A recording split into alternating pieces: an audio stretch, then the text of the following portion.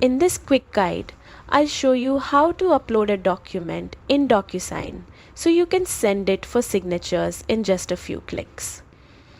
Don't forget to like and subscribe for more tech tips. First, open your browser and log into your DocuSign account. If you don't have one yet, create it and then come back here. Once you're on the home page, click Start to Begin. You'll see the Upload button. This is where you bring your file into DocuSign. Just click it, choose the document from your computer and hit Open. Your file will upload in a few seconds depending on its size and internet speed.